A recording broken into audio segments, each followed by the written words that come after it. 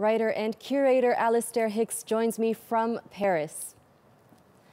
Alistair, there were many great artists of the Russian Revolution. How would you describe the artistic scene of that era?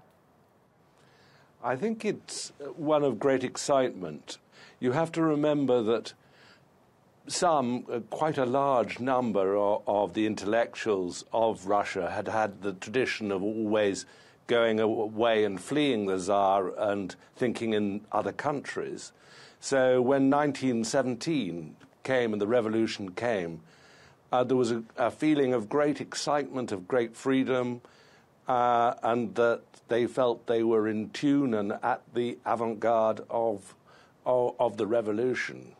And a lot of their ideas were to do with freedom and freeing from the old ways. So what were the major debates and artistic approaches of art in post-revolutionary Russia?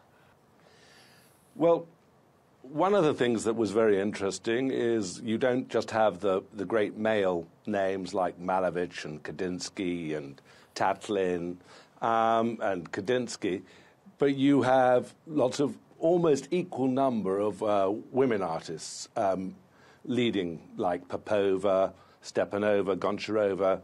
So there's a feeling of equality there, and they're trying to build a new world. So constructivism, abstraction, they're both ways of escaping the old ways. So either like Tatlin, you're literally building a new world, or with like Kandinsky, he was, although most of his work was done in, say, Germany and outside Russia, it was literally freeing from the reality, which they would have thought photography could do just as well.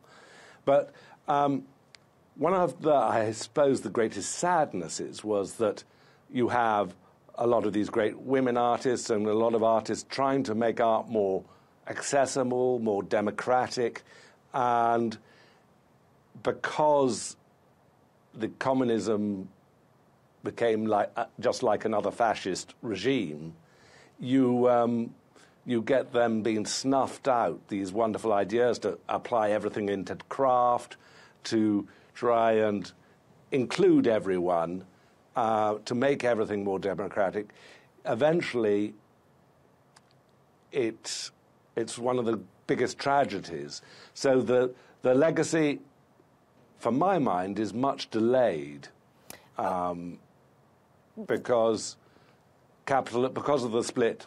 Politics took a major role in visual culture back then.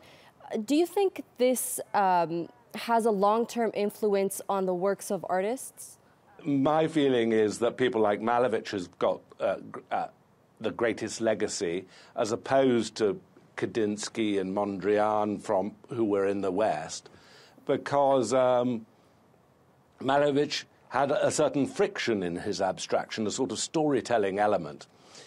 Now, actually, I feel as in the exhibition I made in the Pira Museum in Istanbul, called Double Think, Double Vision, a lot of the leaders of that new way of thinking are second, third, fourth generation Russians who were brought up in the Soviet regime. And I think it's actually the resistance to the regime that you find the new thinking. The greatest contribution, ironically, of the revolution is that 100 years later, Russia has played, or Russian artists have played a leading role in changing the way we think.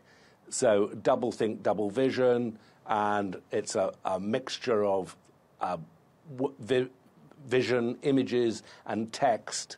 And we communicate in a very different way now.